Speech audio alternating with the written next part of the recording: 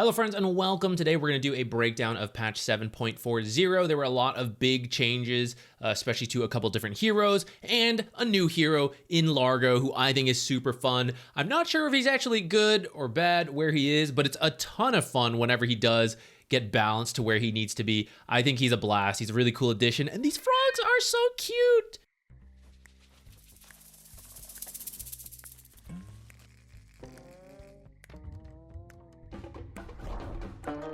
I don't want to dive too deep into this because I'm still learning it, and then I'm going to make a separate guide on it, so keep an eye out for that. But I'm really excited about this hero, so I still want to showcase a couple quick things. First of all, unrelated, if you ever need to demo a hero, all the demo options now have this. So you can choose the demo mode, but you can also choose the full map if you want to go there, and even with friends. I guess if you're like in a party or something, I haven't tested that feature yet, but now you'll be able to go into the demo cheat mode with other people. It's probably useful for content creation. I could probably do something with it. You can do stuff to test things with your friends. But anyways, you can now come demo stuff much easier in the usual map. The ultimate is what is super cool about this hero because it introduces a rhythm game into Dota. And every second you have to press whatever song you want to use.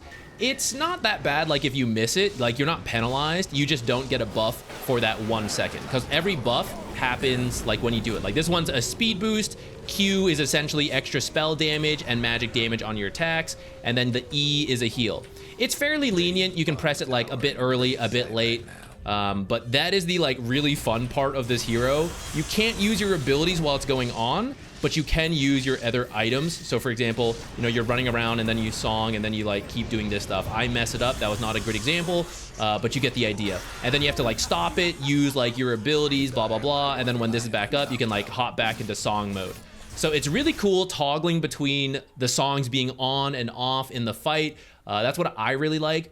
If it looked a little different to you than what you might have tested, there's actually settings for this stuff now. So if you don't like it above your hero, this is actually the default. It actually shows right here. I think this is actually a little large. For now, I have it on because I'm getting the hang of this. Over time, I think I'll probably play with these off to reduce visual clutter. But if you have a preference, then there's actually a setting for it, whichever one you like. I'm not sure on what the exact build is, but I've been doing something like 1-4-1, then maxing Q, then max this one. The song feels like when you really come online. Prior to that, maybe I'm just messing it up. It doesn't feel amazing unless you pair it with a strong laner, someone like Centaur in the off lane, or someone like, I imagine Drow could work. Like someone who does damage but also has a little bit of utility will help you get your damage on Frog Stomp because people have to stand in here for it to do all its damage. I like it because it's AoE, so after we're done fighting, if we want to farm and we want to push, the Frog Stomp will help us with that compared to this, which is easier to use on your own, but it is single target. So when I do want to farm, I've got level 1 Frog Stomp, and that's a little sadder. Now, maybe that's the way to play it. I don't know. That's the testing I got to do. Let me know what you guys think from what you've tried. For your build, anything that gives a buff is nice because your innate is to increase your buff durations on yourself and allies. It starts at 10% and goes up by 1 every time you level up. And if you get the shard, when you apply a buff to an ally, you get it yourself as well. So you can glimmer, I need the shard, of course. You can glimmer him. We're both glimmered, and the glimmer lasts longer. You can use your Croak of Genius on your mid, and then I also get it to reduce my song mana costs. So that's really nice. This also, by the way, this works on tangos and salves, also works on clarities, so that's kind of nice. Not every item works like this. So Force Staff, you don't use it on your allies and grief them. Something like Ghost Scepter does not work, but E-Blade Self-Cast does for whatever reason. So this one maybe got to be careful near carries. Not that I expect to be buying this on Largo very often, since he does seem like a support, maybe an offlaner. Some people were throwing out the idea of the Ags, but I'm not convinced on the numbers, but maybe. Can't really see it as a mid or a carry. For general changes, Captain's Mode, there is being a shift in the ban order. If you like Pro Dota, most teams liked First Pick a little bit more because it had two really powerful things. First, after the first ban phase, you would get to the end of like the second team banning out, and then you go, what's left? What do we want? I want Bat Rider, and the best thing to ban versus that is Shadow Demon, for example. So you ban, and then you pick the best thing. You had a lot of power in that. Now, let's say you want Bat Rider, right? You ban things out, they ban, you go, okay, we're gonna take out Shadow Demon, and they go, I think they want the Bat Rider, you ban it out, and then the first pick team will still get the first best hero of the remaining, but they may not have been able to set themselves up as well, for example, the Shadow Demon ban into the Bat Rider, as before. The third ban phase is also being shifted around, and so now the second pick team will be able to do something similar again, where the first pick team before, right, they pick the 18th pick hero, which was considered the best, and then same deal. Okay, we're thinking about this hero. We see their bans. Okay, we ban into our 23rd pick, our 5th hero. Now, of course, second pick then got to respond to that, but you once again had that like ban into the pick. They're changing it so the second phase team again can guess. I think they want the Queen of Pain based on their first 2 bans, right? They're not protecting the 18th pick. We think they're protecting their 5th pick on the 23. We're going to take that hero out. So a little bit more power towards the second phase picking team, which was just considered less popular. Though a couple teams, specifically the teams that are really good at cheese picks, they were okay with second pick because they would be like, fantastic Huskar game, Brood game, whatever, and then take it on the final pick. All right, rather than just read you stuff as we go, I'm just gonna hit you with an overarching idea and then show you some patch changes related to that, and hopefully we'll hit all the major stuff. I might miss some stuff. Feel free to leave in the comments, but it's a pretty big patch and we can't touch everything. And for the heroes that actually end up good, that's gonna take some time to figure out, and there'll be follow-up tier lists and stuff like that. So first, I think it'll be easier to end the game. You still have to fight to get to that point, but once you're there, it should be easier. So first, flag bearers provide magic resistance over time. At the start of the game, they won't. So the first 7.5 minutes, it's normal. You don't have to worry about like all your spells doing a little less damage, and you got to like get used to that. It's still 0% at the start. But as time goes on, it is 4% every upgrade, which is 7.5 minutes. So as you get towards pushing high ground and you are against Lena, Zeus, Caudle type heroes, right? One spell nukes the creep wave and they're like, okay, see you in like 30 seconds. And it sucks. It was really hard to push high ground. But every time there's a flag bearer creep, that spell will come through and your creeps will have 20 to 30 magic resistance. And you might have also built a pipe because you are smart and you saw this coming. So now between the pipe and the flag bearer, your creeps are a lot tankier to those kind of AoE abilities. And so now it'll take maybe 2 spells from different heroes, right? Lena and a Zeus. And usually lineups don't have all of them. So like Lena has to use 1 Dragon Slave, wait, and then the second Dragon Slave. So you get more time to actually hit buildings rather than just having them nuked in front of the base. And you have like 10 seconds of tanking a tower before backdoor is up, and then you gotta wait again. If your team actually does Roshan, the banner will also upgrade. So the first one's actually a little bit worse, but beyond that, the 3rd Roshan and the 4th Roshan, you can see it gets a lot larger in the radius, so you can plant the banner further away from the enemy base. They're gonna have to step out to get it, where you might be able to kill them. And if they wanna kill your banner, it's now harder. So they have to step further out and take more time to kill the banner, rather than just send an illusion still under their own tier 3 to deal with it, right? That's where the banner felt a little funny. So that combination should make it easier to break the actual high ground. And let's say you've been winning, but you throw once and the enemy just rushes down and win the game. Uh-oh, that's bad. Don't worry, it's now a little harder to do that.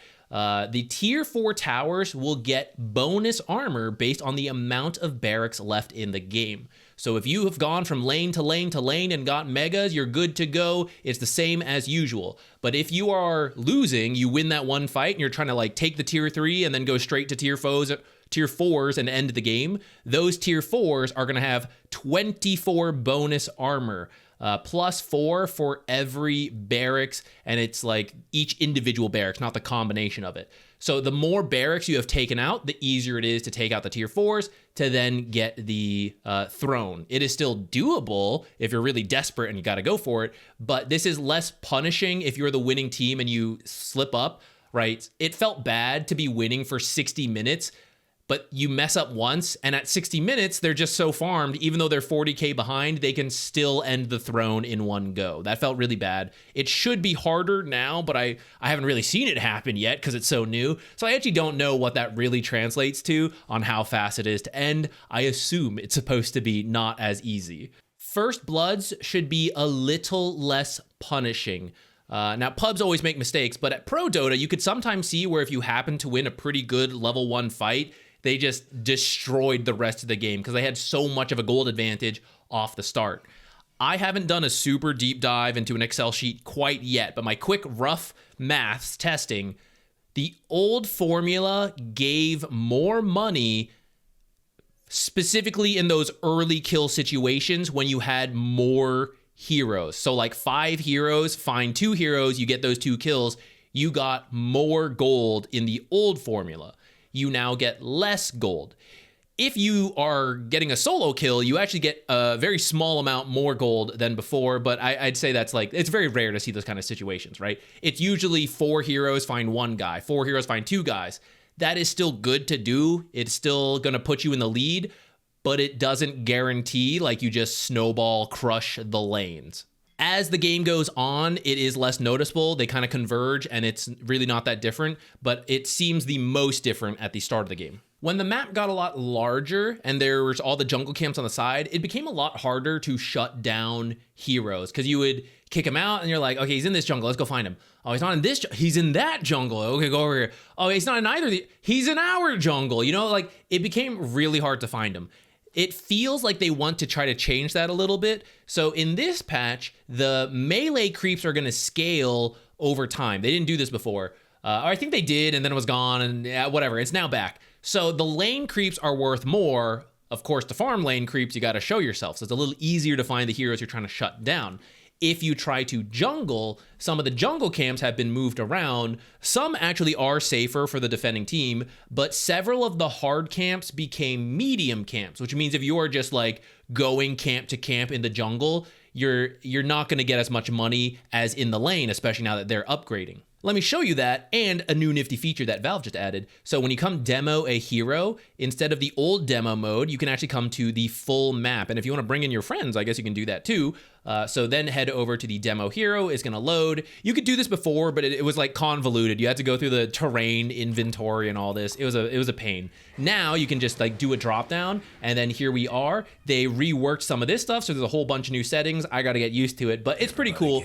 You can like swap teams and stuff. So that's really nifty. But let me show you this. This hard camp that was in the triangle has now become a medium camp. Same with this one. And then over here, the one next to your base became a medium camp. So to me, oh, another move, this camp got shifted back. So this is technically a little safer for the Radiant, but it's also worth less to be in this area compared to the past. Let's say you're the dire team and you're winning, right? And you want to like shut down the people, but then the carry is like, okay, push this lane and then I jungle and like there's a hard camp here, right? They now get 20 less gold on average per cycle that they're farming this compared to the past. Okay, you know, I lost my lane, I'm gonna come camp the triangle. Same deal, right? This is worth a little less. You better show your face in the lane if you want these creeps that are upgrading, and now I know where to get you. So it feels like Valve wants to push that, make it a little easier for the winning team to actually shut down heroes, or at least encourage more activity. So like nature, stop being in the jungle. The Radiant carry, you know, he's like over here, he's farming less. It's like, you've got to be in the lanes, guys, like do stuff. As part of trying to get you to do stuff, maybe, they made the Twin Gates a little cheaper to use. It used to be 75, now it's only 30 mana. And if you change your mind, you get the mana back. It was really painful to go through the Twin Gate and then like they die and you're like, oh, well, okay, go back through. Just griefed my own early game burning 150 mana. It's way cheaper to do so now, and if you change your mind before you even go, it's not as painful. And if you misclick the Twin Gate while you're coming up to the I mean, no, you guys, you aren't coming to the Tormentor. As you try to make your way around here to like go back to Ancients, and you misclick this, you won't lose all your mana. Stealing Wisdom Shrines was a great power play to make, and it's still a great thing to do, but it's going to be harder to steal. I mean, in theory, it's the same. You can like loop through here, but notice the new format. There is a low ground with a high ground in the area. Towers got shifted a little bit. So before with the ledge and the choke point, it was harder to rotate heroes in to defend, and you were actually sieging your own wisdom shrine in a way, because the wisdom shrine was the high ground, so you didn't know like the enemy team invaded and they're watching you rotate in, and that didn't like make as much sense. If the enemy team wants to do that, like the Dire comes sneak in here, they are on the low ground, so now they don't, if they haven't set up vision, they don't know who's low ground, high ground, whatever. Even if you've taken this tower and you're like set up in this area, this is double high ground. So the defending team can still come through here, through here, through here, right? And take this fight. And you don't know, like they're just watching you, just the abilities already. At the same time, whoever captures this is on the low ground. So even if you were on the Radiant, you know, the Dire Blink initiators could be coming from those high grounds and get you. So there's extra danger for anybody capturing it, but especially for the invading team based on this layout. I think it's going to be a lot harder for them to do this unless you use some cool wards. Again, there's going to be a separate warding video with the new map update, but a quick one for you patch review watchers. This one seems super sick. If you want to set this up ahead of time, it'll give you vision of the Wisdom Shrine, and you cannot find this without a courier or high ground checking spell or putting your sentry here, like even if you try to walk into the cliff. There's another one over here, but you can walk into this cliff and find this. There's a couple other various spots here that'll be in the warding video coming up here. Of course, it won't actually let you see up here, so maybe you still want like a ward here, that could be fine. And if you want to see it, the same deal over here, same exact concepts. And if you want a cool warding spot, one over here, one over here. There's a new slip and slide in the base on the bottom half for the Radiant, top half for the Dire. This will add a new dynamic to pushing high grounds, which I think could make it more challenging. As much as I said, there are elements to make it easier. Let's say you were sieging this in the past. It wasn't really, you had to have like a 4-staff blink, like some kind of mobility to get over here. So really, if you wanted to safely set up, you would like play like this. And you know the enemy can come from here and maybe like a super deep wraparound, and then that's it. But now if you try to do that, the Radiant could come through here and jump you from here. So it's a little bit more of a challenge to siege this bottom side. In the same way top side, right, they had this Guardian Gate, now you have this one. This Dove does give vision, by the way, so if you guys are on the Dire and you're thinking about like standing in this area, trying to place wards and stuff, keep in mind you can see it. If I were to swap teams here, you can see the equivalent for Dire. This is the one they had before, and it now highlights so you can see what it sees, right? So it goes over to here, and then on this side, this goes out to over here. Your bottom tower's in a same over here. As soon as I, like if I'm the Dire, I know, okay, once I step in here, this thing can see me. This seems like a bug that will be fixed pretty quickly, but I was looking for warding spots here. Red tower needs a little These help. trees don't exist. They're fake trees. I don't understand. It's being a little weird. I don't know what's going on with this, but if you want to place your observers from like over here, the downside is you'll probably need smoke to do this because cast range no longer affects observers, and the gate can see you once you get here. So I guess you'll need to be smoked if you want to do this. Or I guess it also doesn't matter that they see you place this because it still sees everything and you'll see them coming in to get it. So maybe it doesn't matter. It really should not work that way. I'm sure this is some bug.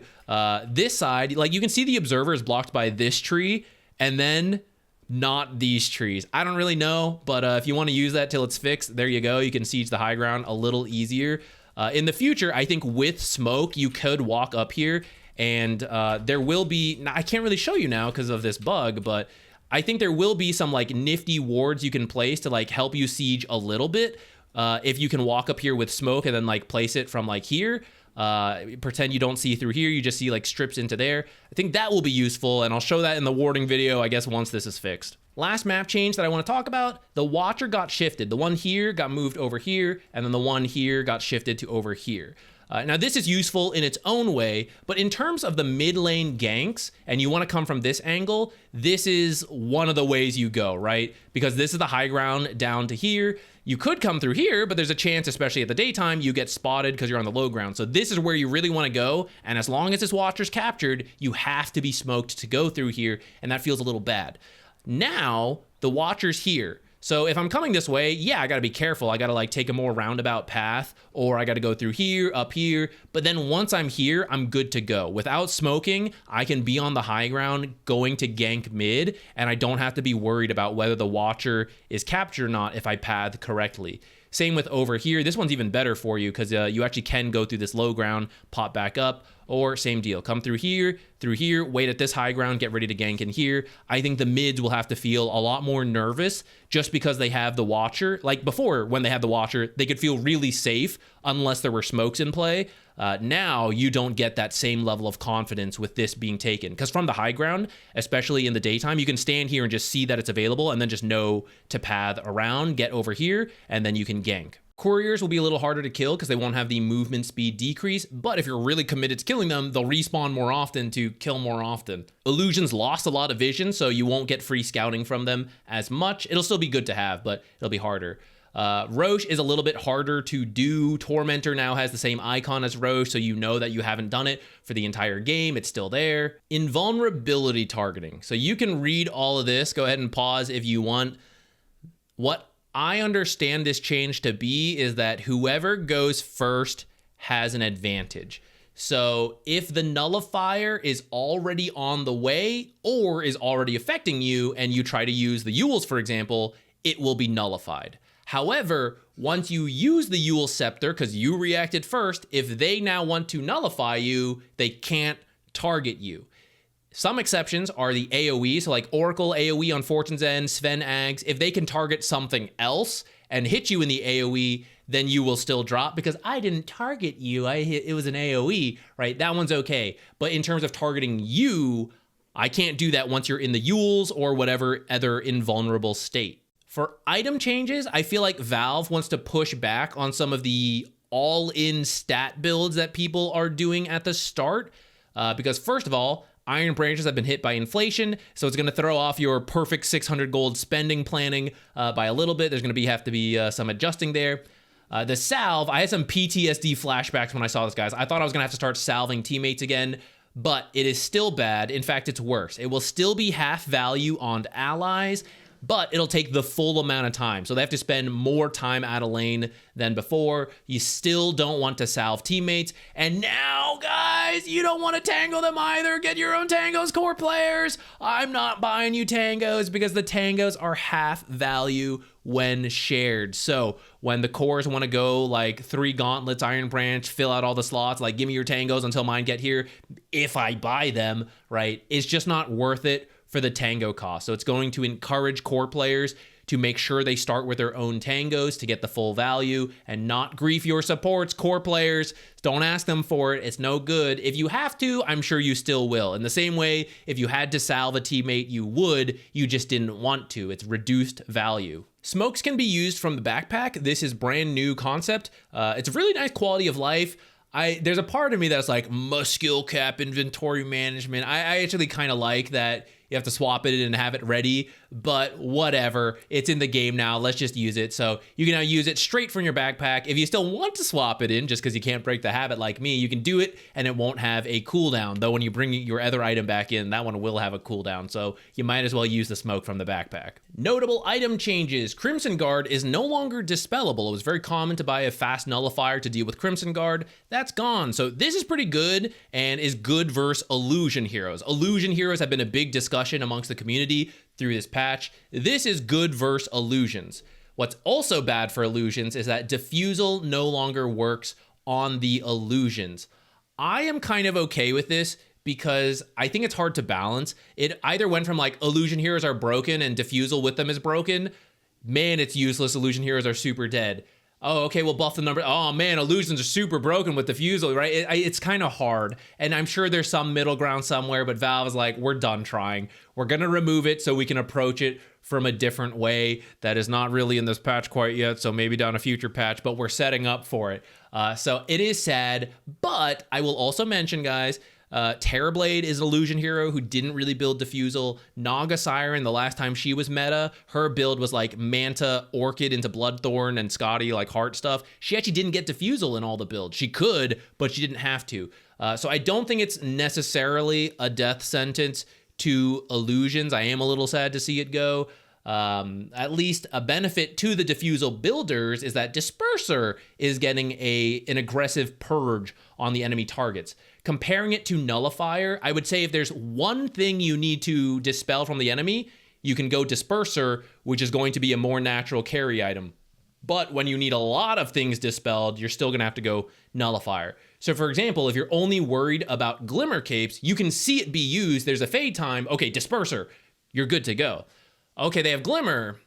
They also have Yules. They also have a force staff. They also have, like a whole list of things, and they have saves and all that stuff. All right, I need the nullifier, right? So cores are gonna have to make that choice, but they do get a choice now. If they know there's only one thing, they can maybe get a diffusal into disperser, which probably fits a lot of agility heroes a little bit better than a nullifier. E-blade is kind of back to being a stat item, and you use it to like nuke people based on your own stats. So I'm sure people will try shotgun morphling. It's not gonna be as good of a support item anymore because it's not as natural. Like Ghost Scepter, Aether Lens were very natural support items. It's going back more to a core item, though if you need to use it as support, like save on duels, for example, I'm sure it'll still have its place, but it'll be a little bit more of a build up to save the ultimate orb to get there.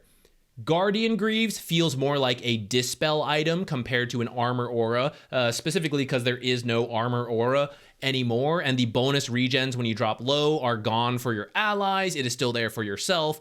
So to me, this is now the go-to dispel items for supports. Before, there was Yules, that's cheaper actually, but I'm in the air and I can't actually use my spells until I fall down, so it's kind of funny. And then the other is Lotus, but I have always found that Lotus Orb as your first item has always felt terrible. I don't know exactly what to describe it as. It's like the stat buildup and everything. It's just, I've never liked first item Lotus. Guardian Greaves is way more natural. You get the Arcane Boots, you get the mech. Both of those are easy build up, great early game items, and then you just need to get a recipe. It's only going to be 4,300 gold, so you can rush this item with like a wand, casual windlace, whatever, blood grenades to fill the slots, right? Go for this item and pick up the dispel you need versus a silencer, puck, whatever, orchid builder, right? I need the silence. This is my go-to. That is now, to me, the place of this item.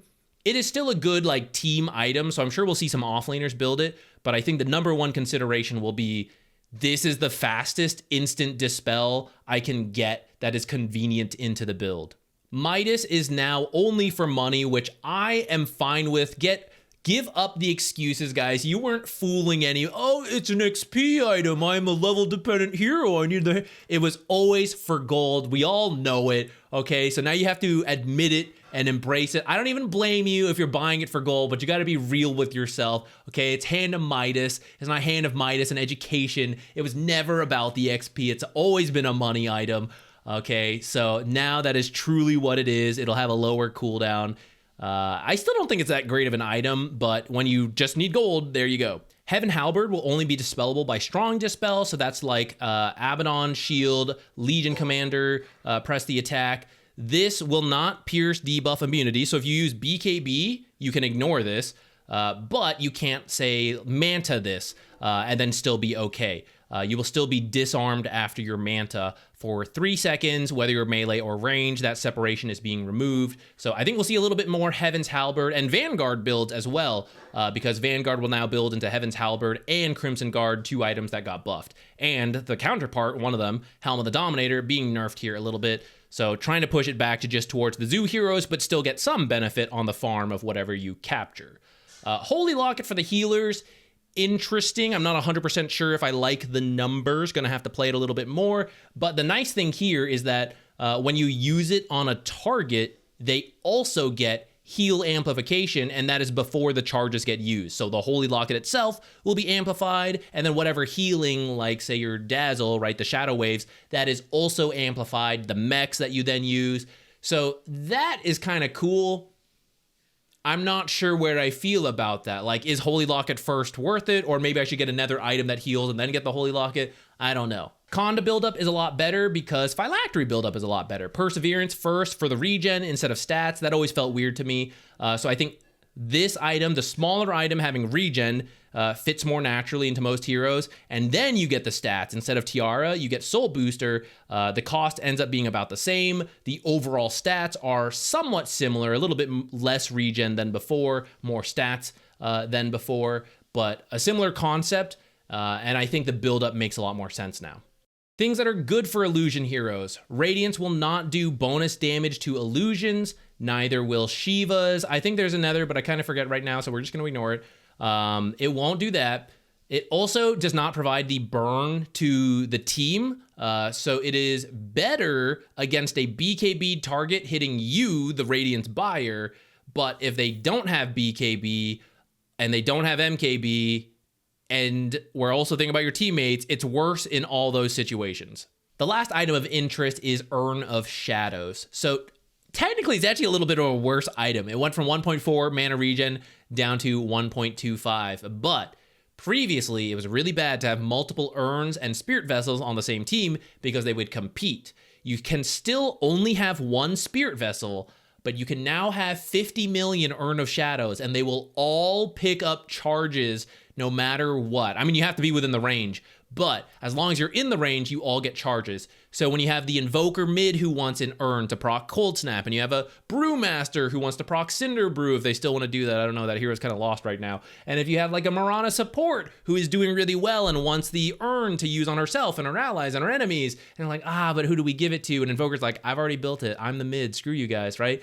Now they can all get it and all use it the way they want. And someone like Bounty Hunter could maybe get 2 because I checked. And if you have 2 urns, they both get charges.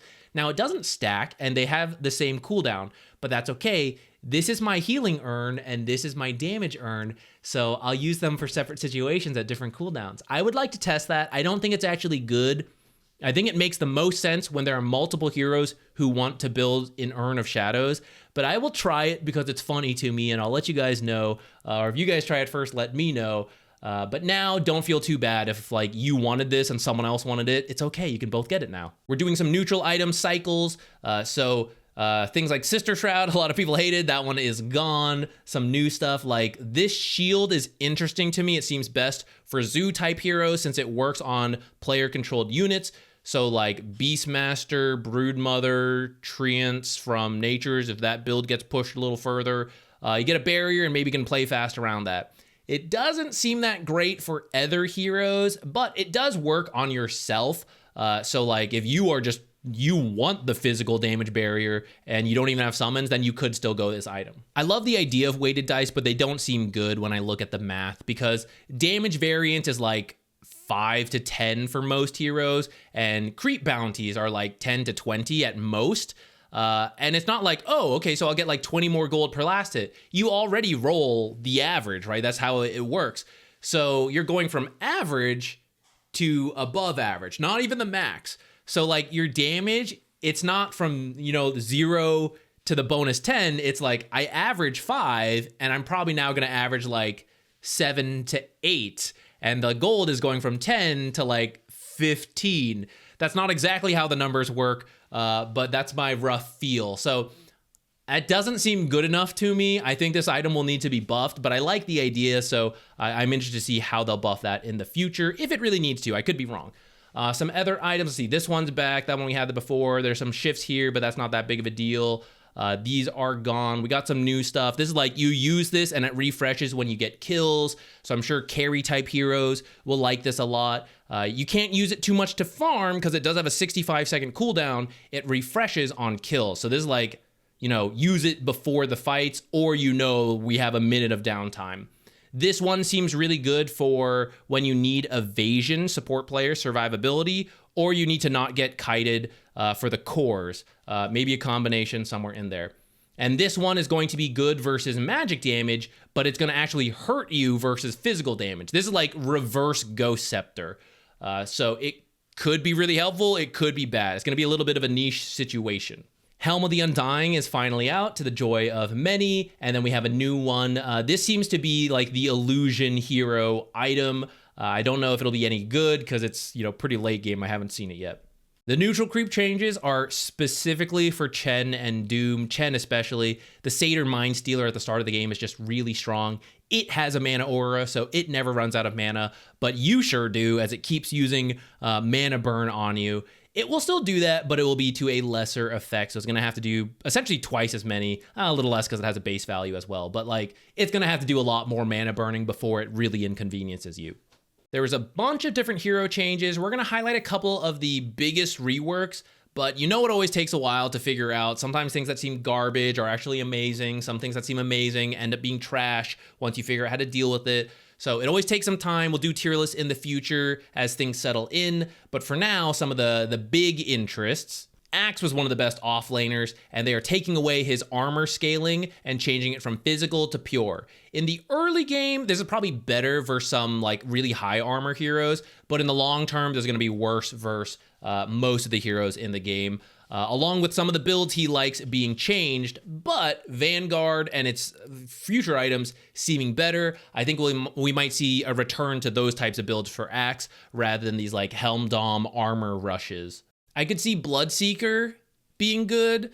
He's getting a variety of changes here, but the thing to note is the Aghanim Shard. That doesn't take a slot. So you can now build your various early items, whether that's like the slightly buffed Wraith Band, Falcon Blade, or you want like some cheap Mage Slayer stuff, but like, then I gotta sell it for the late game stuff. That's okay, because at some point you can buy the Shard, which will give you the percent HP pure damage attacks, and it doesn't take up a slot.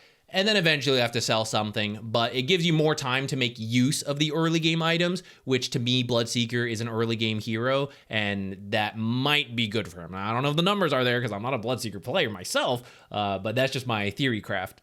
All right, Brewmaster Essay, and the Brewmaster players already know all this. They've read through it, and I've seen a variety of opinions. People who hate it and think it's terrible. I'm kind of in that camp myself. Some people say like some of it's not as bad, like the Shard is good. I'm also kind of in that camp, actually. I like to be in a lot of camps.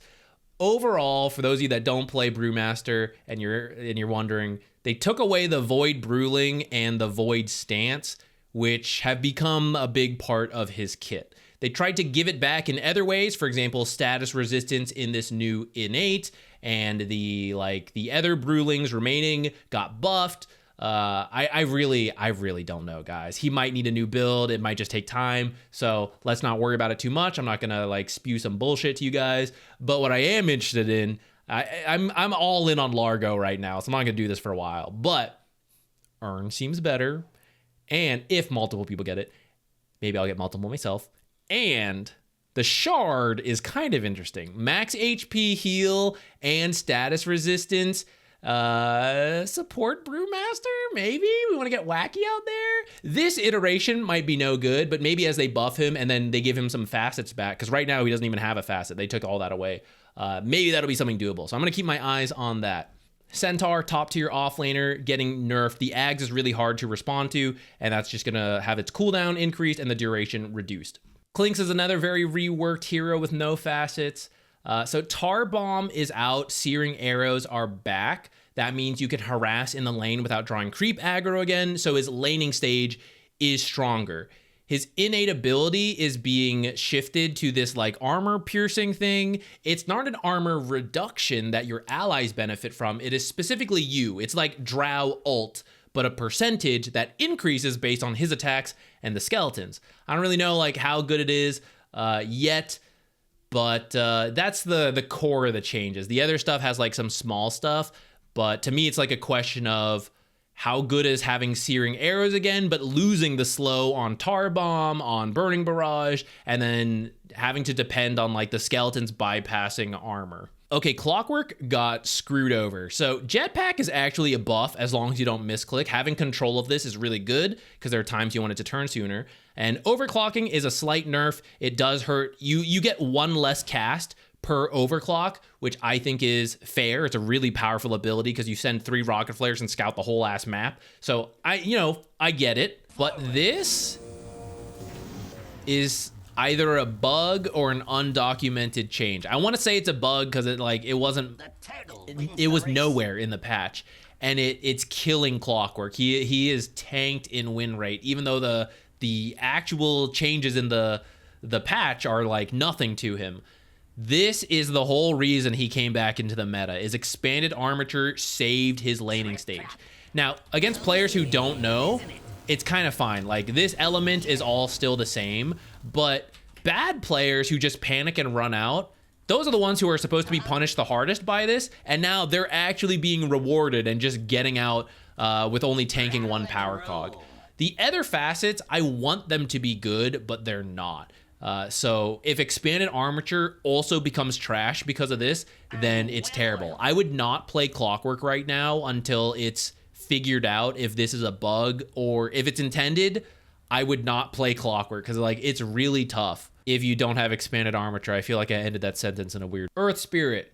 Not as reworked, but he's still losing his facets because they're trying to actually give him abilities because he never really had them with the innate change. So now he gets bonus attack damage for unused charges. It's pretty good for the laning stage, especially for core Earth Spirit, and support Earth Spirit can maybe like, you know, harass a little harder.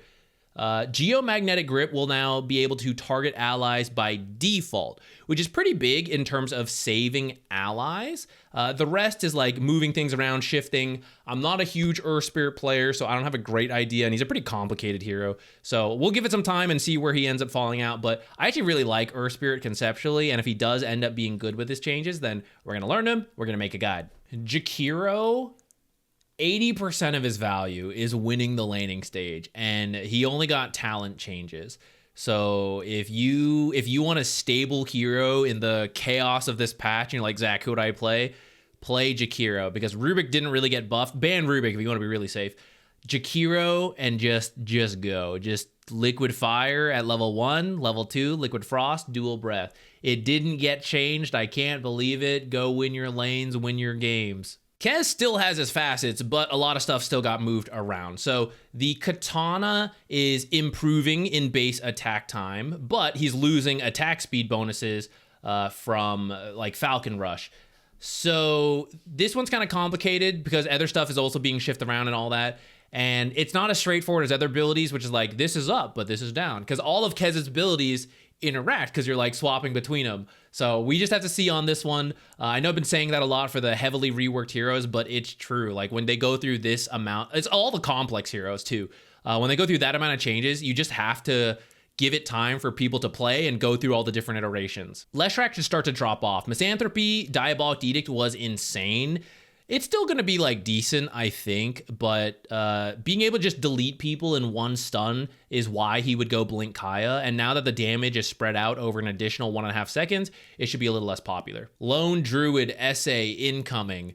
Essentially, the bear is becoming an innate ability, and they're giving something with a little bit more control in Entangle, which is the bear still applies Entangle buildup. Instead of RNG, it takes 5 stacks to Entangle. The bear applies it per auto attack. The hero does not, unless he uses Entangle. When he uses it, it applies 2 stacks, and for a set amount of time, he will also apply stacks. So now there is like intentional planning for the Entangle routes. Then there's a whole bunch of other shit, which again, I'm not going to try to pretend to understand how exactly this is going to play into a brand new complicated patch. But the bear is a little bit more individualistic from the Lone Druid is what all of these changes are. The bear has its own talent tree, has its own consistent scaling. It's being fleshed out a little bit more. Apparently not enough because its win rate is in the dumpster right now, but it also might just be people not understanding all these changes. I certainly don't, and I'm not going to pretend to tell you guys I know what this is. Just know he's working through some things right now. There's a midlife crisis going on for the bear and the druid, but I'm sure they'll figure it out at the end. Core Marcy, exclamation points F in chat for Fleeting Fury facet removed. I just don't think you play Core Marcy without this facet. Support Marcy with Pick Me Up is still okay. If you want to do that, use Pick Me Up as a save. But the support Marcy who goes greedy and goes Fleeting Fury and tries to carry, like that's kind of out. I mean, like it's out because like, you know, it's out. Monkey King base attack time going up. Look out for that. Monkey King carry. Naga Siren support, tanking some nerfs. Deluge cooldown. Song utility going down. Core Naga doesn't care about that stuff. The song is just to let her TP out after farming aggressively. Core Naga, slight buff to Riptide, and a little bit more agi gain, along with the item shifts around. I think she may need more, but I'm seeing people try it. Nature's is tanking some nerfs to his right click. They're trying to push the value of Nature's Call as well, to maybe get a more summon type Nature's Prophet, which I would love. I actually prefer that style. Plus, another nerf to him is if you think about those hard camps that became medium camps, those are the areas Nature's Prophet loves to sit while his team goes and does other stuff. So you get less value for going to those same parts of the map. Oracle players, the 8 of you, Fate's Edict. I know you've already read it because you're Oracle players. Fate's Edict is now back to being a double-edged sword where the immunity to magic damage and the disarm apply no matter what, allies or enemies. Personally, I am happy to see this back. I like those kind of complex choices. I think that's why they're cool, and I like that it's in here again. Pango, pretty gutted with these changes, also losing his facets. Swashbuckle buffed 1 second down on the cooldown, and it's getting the slow that was on Shield Crash. Shield Crash, lower cooldown, lower mana cost. Those are the good things for it. Everything else, rough. You used to get barrier per enemy hero hit. 5 heroes is rare, but let's say you hit 2 or 3 heroes, right? Then you had 400 to 600 barrier compared to 240 you have now at max level. So that's a lot different. The duration's a lot less. The damage is less. The Rolling Thunder duration up a little bit, but you no longer get the reduced shield crash time. So what you used to do is like roll around and then shield crash. You would slow with the shield crash and you could get the barrier. But now the slow is gone and the barrier, I guess you get it, but it's a lot less. Unless you're only hitting one hero, in which case it's a little bit more. But a lot of times you're aiming to hit multiple heroes because the shield crash AoE is pretty decent. So overall, pretty heavy nerf to this hero. I guess maybe when you get Ags, you can start applying this slow again. But like that's a ways off compared to just having the ult. I get it. This hero's evergreen, and every time they tried to nerf it, it seems like a different broken build would come out. So I guess they're starting from scratch. But starting from scratch is like starting from scratch. They are really grinding this guy up, and his win rate tanked. So I don't think I would touch Pangolier right now if I was you guys. PL also being shifted around. I don't know. The main thing that confuses me here is that Phantom Rush used to give like 40 agility for 2 seconds, and now it's going to be evasion, which is, I'm sure that's useful in certain situations, but I think the agility was way better in most other cases. So all these other changes, to me, don't make up for the loss of agility. But as I've said many times, just going to be one that has to be tested out. Ricky getting a rework here. The strength that he's getting is that Backstab will have partial effectiveness on allied units, aka your ability to deny creeps in the lane has gone up a lot. So I think you're supposed to be this oppressive laner. Like maybe you can't farm fast, but damn, he's certainly not farming fast because I've got 20 denies with my bonus backstab damage. And maybe you do farm a little faster because Tricks of the Trade will now affect 2 units by default. A bunch of other stuff is getting shifted around though, so they're just gonna have to try. Another thing is like the charges are gone and he's getting a low cooldown, which I actually think that's okay. PA is probably not as happy about that because she is going from the cooldown, the low cooldown, to having charges, which I don't fully know why. Within a 5 to 10 second window, I think that's okay for Phantom Assassin, but she often liked longer fights, and that's where it's not going to be as great. Now, with that said, she has the shard so that when she gets killed, her abilities like speed forward in the cooldown. I think if they rework the numbers a little bit, that could work out with, okay, you get the shard and then now you're building up charges and stuff. Like, I think it could end up okay, but right now it seems worse for her. And I think Ricky is okay with this shift. Slark, they don't seem to want him to be a support anymore, so he's going to lose Barracuda. This is what let you, before level 6, figure out where people were warding, and also while you rotated, creep drag, stuff like that, you could then regen a decent amount as support Slark. So that's being gone, and I think so will support Slark. Core Slark is now going to have to work around Saltwater Shiv, which steals move speed and health regen and then health restoration, which is interesting because then that will work with the health regen you are stealing, plus eventually your ult still does the health. So for yourself, that's a bonus. And then maybe you're like an anti-heal, you're like a right-clicking spirit vessel. Maybe you end up good versus like Huskars and Timbers and stuff. I don't know about that because actually they're usually pretty good versus Slark. So now that I think about it, a lot of the high healing heroes are actually quite good versus Slark, but I'm sure there is some matchup now where you're actually like stealing enough and reducing their healing that you are good versus them maybe. Spectre's back to being agility. Her Desolate is an innate. Shadow Step, her old new ult is a regular ability that has not global range anymore. to cast it has a range, though technically once the illusion is cast, it is global. So for example, you could TP home and then like pop back out if you're fast enough. Haunt is back to being her ultimate, and then the Ags reduces the cooldown, and when you show up, you fear people. God, guys, it's gonna suck to play versus Spectre. This is strange to me. I don't really know if the numbers all work out, but I've never felt that Spectre had kiting issues, which is what this Shadow Step change seems to be good for. So I'm a little confused about that. I'm sure this is still useful to have, but I don't know. Spectral Dagger and your ultimate tend to do it. So little confusing to me. 1, 2, as I've said, just see how it goes.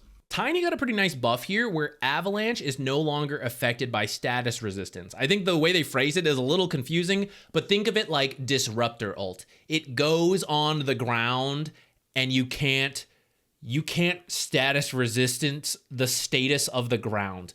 So it is just there for whatever it is, and that means you can't BKB in the middle if you have enough status resistance, which is what you could do before because Avalanche was a series of smaller stuns, so you could sometimes BKB or use instant abilities after the very first mini Avalanche and then dodge the rest. Now you can't do that. You will take the 1.5 seconds of stun, or if you walk in a late, you'll take whatever's remaining, like the last 5.5 seconds of stun, whatever.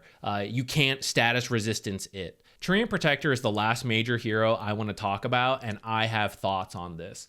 So I appreciate they're trying to change him up, and I'm actually quite excited about it because I've been pretty bored of the old iteration of Treant Protector. They're doing a lot of different things here, and I like the idea, but I think the current numbers are not that great.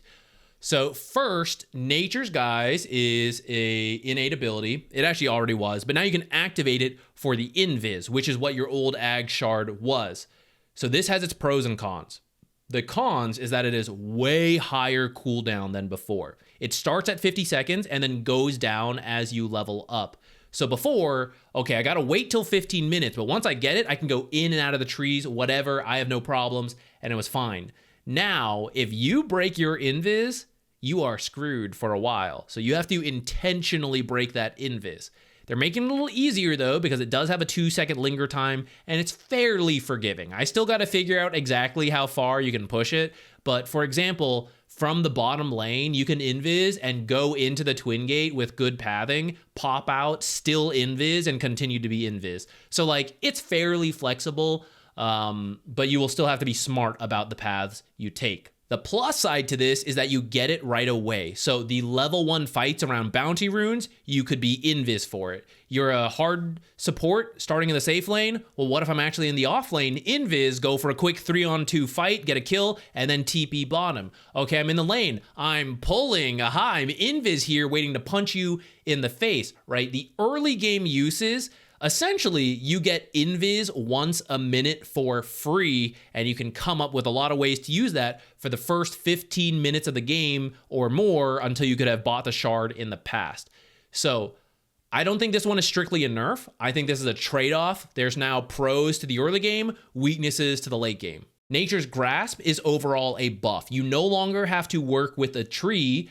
It is worse than when you had the tree bonus, but it is much better than without the tree bonus, to the point where I think it's a good balance, and you now have a lot more freedom to pick the best path for the Nature's Grasp. Whereas before, you had to like, oh, this is the best angle, but it doesn't touch a tree, so I have to move it a little bit. Or I have to plant a sapling and then do the Nature's Grasp, which is just like an extra spell I have to use in order to do this.